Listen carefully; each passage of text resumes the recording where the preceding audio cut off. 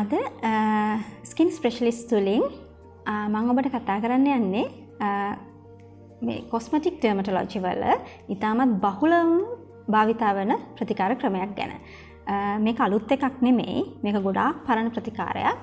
හැබැයි මේ පිළිබඳව තාමත් ඔබේ දැනුම අඩුයි කියලා අපිට තේරලා තියෙනවා. මේ තමයි කෙමිකල් පීලිං ප්‍රතිකාරය.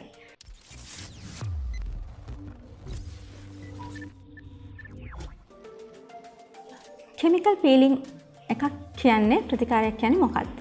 මේකෙන් සිද්ධ වෙන්නේ මොකක්ද? මෙමගින් සිද්ධ කරන්නේ මේ ශරීරයට අහිතකර නොවන ඇසිඩ්ස් භාවිතා කරලා හැමේ යම්කිසි ගැටලුකාරී තත්ත්වයන්ට ප්‍රතිකාර කිරීම. එමගින් වෙන්නේ මේ ගැටලුකාරී තත්ත්වයන් සහිත සම අපි කියන පීල් ඔෆ් වෙන්න සලස්වන. එහෙම නැත්නම් හිමීට ගැලවිලා යන්න සලස්වනවා. ඒක තමයි කෙමිකල් පීලිං ප්‍රතිකාරයක් කියන්නේ. මේ සඳහා අපිට පාවිච්චි කරන්න පුළුවන් ඇසිඩ්ස් වර්ග මොනවද? මේවා ප්‍රධාන කාණ්ඩ හැටියට ගත්තොත් අපි දන්නවා ඇල්ෆා හයිඩ්‍රොක්සි ඇසිඩ් තියෙනවා, බීටා හයිඩ්‍රොක්සි ඇසිඩ් තියෙනවා, ඒ වගේම බයොනික් ඇසිඩ්ස් තියෙනවා. මේ ඇසිඩ්ස් නම් වශයෙන් ගත්තොත් lactic acid, glycolic acid, salicylic acid, mandelic acid, trichloroacetic acid, azelaic acid සහ රෙටිනොයිඩ් ඇසිඩ් කියන ඇසිඩ් වර්ග තමයි අපි භාවිතා කරන්නේ. මෙතනදී අපිට නොයෙකුත් අපේ සමේ ඇතිවන තත්ත්වයන්ට මේ මගින් ප්‍රතිකාර කරන්න පුළුවන්. මොනවද ඒ තත්ත්වයන්? හැමේ ඇතිවන රැලි වැටි වලට ප්‍රතිකාර කරන්න පුළුවන්. ඒ වගේම සමේ අවපැහැගැන්වීම, පිග්මන්ටේෂන් වලට ප්‍රතිකාර කරන්න පුළුවන්. අපේ හැමේ ඇතිවෙන කුරුලෑ වලට ප්‍රතිකාර කරන්න පුළුවන්. ඒ වගේම කුරුලෑ නිසා ඇතිවෙන කැලලි සහ කළු පැහැගැන්වීම වලට ප්‍රතිකාර කරන්න පුළුවන්. මෙලස්මා කියන තත්ත්වයට ප්‍රතිකාර කරන්න පුළුවන්. ඒ වගේම අපේ හැමේ සිද්ධ වෙන හිරු එළියෙන් සිද්ධ වෙන ඩැමේජ් එක, සන් ඩැමේජ් කියලා අපි කියනවා. සන් ඩැමේජ් වලට ප්‍රතිකාර කරන්න පුළුවන්. ඒ වගේම ස්ට්‍රෙච් මාර්ක්ස් වලට ප්‍රතිකාර කරන්න පුළුවන්. සහ අපේ ඩාර්ක් සර්කල්ස් වලට, අන්ඩර් ආම් පිග්මන්ටේෂන් වලට, තොල් කළු පැහැගැන්වීම වලට මේ සියල්ලටම මේ මගින් සාර්ථකව ප්‍රතිකාර කරන්න පුළුවන්. හැබැයි මේට එක එක තත්ත්වයන්ට භාවිතා කරන ඇසිඩ්ස් වර්ග වෙනස්. ඒ වගේම තමයි මේවට භාවිතා කරන සාන්ද්‍රණයන් එකිනෙකට වෙනස්. ඒ නිසා ඔබ මේ කෙමිකල් පීලිං කියන ප්‍රතිකාරය ඉතාමත් සුලභ ප්‍රතිකාරයක්, ලේසියෙන්ම කරන්න පුළුවන් ප්‍රතිකාරයක්.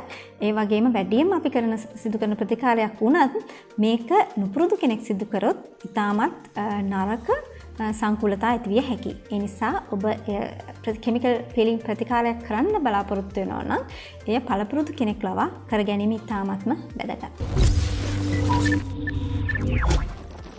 කෙමිකල් පීලිං අපේ හැමේ ක්‍රියා කරන තැන අනුව මේක සුපර්ෆිෂල් පීලිං, මීඩියම් පීලිං සහ ඩීප් පීලිං කියලා පීලිං වලට වෙන් කරනවා.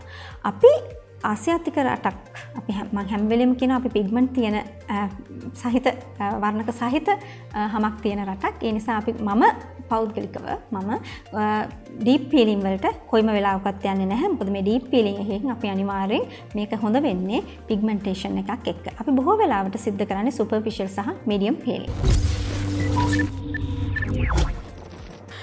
අපි බලමු මේ කෙමිකල් පීලිං ප්‍රතිකාරයක් කරන්නේ කොහොමද කියලා. ඔබ ඔබේ වෛද්‍යවරයා හම්බුනාට පස්සේ මේකට ගත වෙන සම්පූර්ණ කාලය පැය භාගයක්, විනාඩි 45ක් වගේ කාලයක්. ඉස්සෙල්ලාම අපි බලනවා ඔබට යම්කිසි තත්ත්වයක් තියෙනවද මේ කෙමිකල් පීලිං ප්‍රතිකාරය කරන්න නොහැකි. ඒ කියන්නේ ඔබ සමහරක් වෙලාවට ගර්භණී කාන්තාවක්ද, ඔබ දරුවෙකුට කිරි දෙන මවක්ද, එහෙම නැත්නම් ඔබට කීලොයිඩ්ස් කියන තත්ත්වය ඇති වෙන කෙනෙක්ද, ඒ වගේම ඔබට හර්පීස් සිම්ප්ලෙක්ස් කියන කටේ ඇති වෙන වතුර බිබිලියන කෙනෙක්ද, මේ වගේ ඔබ ලේසියෙන්ම ඔබ යමක් හැමට යම්කිසි අනතුරක් සිද්ධ වුණාම ලොකු කැලලක් එක්ක හෝ ලොකු පිග්මන්ටේෂන් එකක් එක්ක හොඳ වෙන කෙනෙක්ද, මේ සියල්ලම සලකා බලලා තමයි ඔබට ගැළපෙන ඇසිඩ් එක සහ ගැළපෙන සාන්ද්‍රණය අපි තෝරාගන්නේ. ඊට පස්සේ ඔබේ හැම පිරිසිදු කිරීමකින් පස්සේ මේ ඇසිඩ් එක ආලේප කරලා નિયમિત කාලයක් තියෙනවා. ඒ තියෙන කාලයත් තත්වයෙන් තත්වයට වෙනස් වෙනවා වගේම ඇසිඩ් එකෙන් ඇසිඩ් එකට වෙනස් වෙනවා. මේ ඇසිඩ් එක අපේ හමට සමහරක් වෙලාවට කොටන් බඩ් එකක් ආධාරයෙන් කරනවා, සමහරක් වෙලාවට බ්‍රෂ් එකක් ආධාරයෙන් ආලේප කරනවා. හැබැයි මේ ආලේප කරන ආකාරය ඉතාමත් වැදගත්. මොකද අපි කීප සැරයක් එක තැනක ඒක ආලේප නොකර ඉන්න ඕන. තව සැලකිය යුතු කරුණු බොහෝමයක් තියෙනවා. ඊට පස්සේ ඔබ යම්කිසි කාලයක් තිබ්බට පස්සේ අපි මේ ඇසිඩ් එක උදාසීන කරනවා. එහෙමත් නැත්නම් නියුට්‍රලයිස් කරනවා. ඒ නියුට්‍රලයිසිං සොලියුෂන් එකක් ආධාරයෙන්. ඊට පස්සේ ඔබේ හැමත මොයිස්චරයිසිං එකක් ආලේප කරනවා. ඊට උඩින් සන්ස්ක්‍රීන් එකක් ආලේප කරනවා. ඊට පස්සේ පසු ක්‍රියා හැටියට ඔබ මොනවද කළ යුත්තේ? ඔබ අඩුම ගන්න තරමේ සති 2ක කාලයක්වත් තද හිරු එළියට නිරාවරණය වීමෙන් වැළකී සිටිය යුතු වගේම ඔබ ගෙයක් ඇතුළේ හිටියත් සන්බ්ලොක් ක්‍රීම් එකක් භාවිතා කළ යුතුමයි. ඊට අමතරව අපි ඔබට උපදෙස් දෙනවා මෙන්න මේ සමහරක් වෙලාවට අපි ටැබ්ලට්ස් ලබා දෙන්න පුළුවන්. සමහරක් වෙලාවට තව ක්‍රීම් වර්ග ඇන්ටිබයොටික් ක්‍රීම් වර්ග ලබා දෙන්න පුළුවන්. ඒ කියන වෛද්‍ය උපදෙස් පිළිපදින්න ඕන. මේකට ඩවුන් ටයිම් එකක් තියෙනවද? මෙන්න මේ ඩවුන් ටයිම් එක ගැන අපි හැම ප්‍රොසීඩියර් එකකම කතා වෙනවා. ඒ කියන්නේ ඩවුන් ටයිම් එක කියන්නේ අපි යම්කිසි ප්‍රතිකාරයකට පස්සේ අපිට පාරේ බහැලා යන තත්ත්වයක් එන වෙලාව. ඒ කියන්නේ අපි නැවත වරක් අපේ එදිනෙදා වෙන කටයුතු වලට නෝමල් ලයිෆ් ස්ටයිල් එකට යන්න වෙන කාලය. ඉතින් මේක ඇත්තටම ඩවුන් ටයිම් එකක් නැහැ. නමුත් ඔබ ඔබ මනාලියක් වෙන්න සිටින කෙනෙක් නම්, එහෙම නැත්නම් ඔබට ලොකු ෆන්ක්ෂන් එකක් තියෙනවා නම්, ඔබට ඉන්ටර්විව් එකක් තියෙනවා නම් මේක මේ කෙමිකල් පීලින් ප්‍රතිකාරය අඩුම තරමේ සති 4කට කලින්වත් සිද්ධ කරගන්න ඕනේ. ඔබට ඒ වගේ දෙයක් තියෙනවා නම් ඔබ වහාම ඔබේ වෛද්‍යවරයාට මේ ගැන පැවසිය යුතුයි. මේ කෙමිකල් පීලින් කරාට පස්සේ ඔබට හොඳම ප්‍රතිඵල දැක ගන්න පුළුවන් වෙන්නේ සති 2ක් ගියාට පස්සේ. ඒ වගේම මේක නැවත වාරයක් සති 3ක් 4ක් අතර කාලයේදී ඔබට අවශ්‍ය නම් නැවත සිදු කරන්න පුළුවන්. ඊළඟට අපි බලමු මේ බොහෝ අය කෙමිකල් පීලින් ප්‍රතිකාරයක් අපි ඔෆර් කරාම ඒගොල්ලෝ අපෙන් අහන ප්‍රශ්න තියෙනවා. මම අද හිතුවා මේ ප්‍රශ්න වලට උත්තර දෙන්න ඕනේ කියලා. පළවෙනි ප්‍රශ්නේ තමයි ගොඩක් අය අහනවා මේක මගේ සම තුනී වෙන්න බලපානවද කියලා. එහෙම වෙන්නේ නැහැ. අපි කරන ගොඩාක් පීලින් වර්ග අපි ස්ට්‍රේටම් කෝනියම් එක. ඒ කියන්නේ හැමේ උඩම අපි චර්මයේ උඩම සෛල ස්තරය දක්වා පමණයි කරන්නේ. ඉතින් මේ සෛල ස්තරය ගැලවිලා ගියා කියලා හැමේ තුනීවීමක් සිද්ධ වෙන්නේ නැහැ. ඊළඟට තව අහන ප්‍රශ්නයක් තමයි මේකේ දැන් අපි කෙමිකල් පීලින් එකක් කරාම අපිට කෝල් එකක් දෙනවා ડોක්ටර් මේකේ හැම ගැලවිලා යනවා කිව්වා මගේ තාම හැම ගැලවිලා ගියේ නැහැ කියලා. මේ හැම කෙමිකල් පීලින් එකේම හැම පේන්න ගැලවිලා යන්නේ නැහැ. සමහරක් කෙමිකල් පීලින් වල විතරයි සහ සමහරක් සාන්ද්‍රණයන්ගේ විතරයි මේ හැම අපිට පේන විදිහට කියන්නේ විසිබල් පීලින් එකක් දකින්න පුළුවන් වෙන්නේ. ගොඩක් ඒ වගේ හැම ගැලවෙන එක අපේ ඇහැට පේන්නේ නැහැ. නමුත් ඔබට දැනෙනවා ඔබේ හැම වියලි වෙලා තියෙනවා කියලා. ඒ තමයි ගැලවීමේ ලක්ෂණය. ඊළඟට අහන ප්‍රශ්නයක් තමයි මම මේ පීලින් එකක් කළොත් මට මේක දිගටම කරන්න නේද කියන එක. එහෙම කරන්න අවශ්‍ය නැහැ. ඔබට අවශ්‍ය ප්‍රමාණයෙන් ඒක කරලා නවත්තන්න පුළුවන්. ඔබට පීලින් එකකින් ඔබ සෑහීමකටපත් වෙනවා නම් ඔබේ හැම ඔබට ඔබ බලාපොරොත්තු වෙච්ච ප්‍රතිඵල ලැබුණා නම් එකකින් නවත්තන්න පුළුවන්. එහෙම නැත්නම් 2ක් 3ක් 4ක් අවශ්‍ය ප්‍රමාණයක් සිද්ධ කරන්න පුළුවන්. ඊළඟට අපෙන් අහනවා මේ කෙමිකල් පීල් ඔෆ් වුණාට පස්සේ මගේ හැම රැලි වැටෙනවා. රැලි වැටීමක් වෙන්න පුළුවන් නේද කියලා.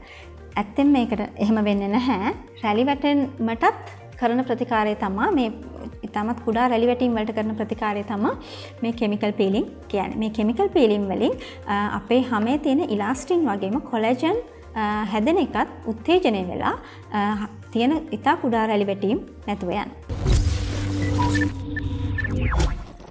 ඊළඟට තියෙන ප්‍රශ්නයක් තමයි ගොඩක් අයට අහනවා අපෙන් මගේ පිටේ ඇක්නි මාක්ස් තියෙනවා ඒවට කෙමිකල් පීලින් කරගන්න බැයිද කියලා. මේක මූණට විතරක් කරන්න පුළුවන් එකක් නෙමෙයි. මේක ශරීරයේ ඕනෑම තැනකට කරන්න පුළුවන්. සමහර වෙලාවට පිග්මන්ටේෂන් තියෙන තැන් වලට කරන්න පුළුවන්. උදාහරණයක් හැටියට මේ බටොක්ස් තට්ටම් වලට, ඒ වගේ තැන් වලට අර බිකිනි ලයින්ස් වලට ඒවටත් මේ කෙමිකල් පීලින් කරන්න පුළුවන්. ඔබේ පිටේ පිම්පල් කුරුලෑ කැලලි තියෙනවා නම් මේවටත් මේ කෙමිකල් පීලින් වලින් ප්‍රතිකාර කරන්න පුළුවන්. අපි කෙමිකල් පීලින් ගැන කතා කරා. මං කිව්වා මේක ඉතාමත් සුලභව සිද්ධ කරන ප්‍රතිකාරයක්. ඒ වගේම පැය භාගයක් වගේ යන ප්‍රතිකාරයක්. ඉතාමත් ලේසි ප්‍රතිකාරයක්. හැබැයි මේක ඔබ තනියම කරගන්න යන්න එපා. එහෙම වුණොත් මේකෙන් යම්කිසි සමහරක් අය මේක ගෙදරදි කරගන්න ප්‍රමෝට් කරන YouTube channels තියෙනවා. මේ වගේ දෙයක් ගෙදරදි කරගන්න යනවා නම් ඉතාමත් පරිස්සම් වෙන්න ඕනේ. මේක කොහෙත්ම ගෙදරදි තනියම කරගන්න දෙයක් හැටියට අපි අනුමත කරන්නේ නැහැ. ඔබට අවශ්‍ය නම් මේ වගේ ඇසිඩ්ස් තියෙන දෙයක් ඔබේ හැම ආලේප කරන්න වෙළඳ පොලේ තියෙනවා මේ කෙමිකල්ස් අඩංගු ඇසිලික් ඇසිඩ් ක්‍රීම් තියෙනවා, රෙටිනොයික් ඇසිඩ් ක්‍රීම් තියෙනවා, ග්ලයිකොලික් ඇසිඩ් ක්‍රීම් තියෙනවා. ඒවා දිනපතා පාවිච්චි කරන්න පුළුවන් දේවල්. ඒ ක්‍රීම් එකක් අරගෙන දිනපතා පාවිච්චි කරන්න. ඒත් එක්ක සන් ක්‍රීම් එකක් දවල් කාලෙට පාවිච්චි කරන්න. ඒකෙන් ඔබට ඉතාමත් හොඳ ප්‍රතිඵල ලබා ගන්න පුළුවන්. හැබැයි මේ මෙඩිකලි පාවිච්චි කරන, ඒ කියන්නේ මේ වෛද්‍යවරු පාවිච්චි කරන ඇසිඩ්ස් අරගෙන ඒවා තනියම පාවිච්චි කරන්න යන්න එපා. ඒක තමයි දෙන්න තියෙන ලොකුම පණිවිඩය.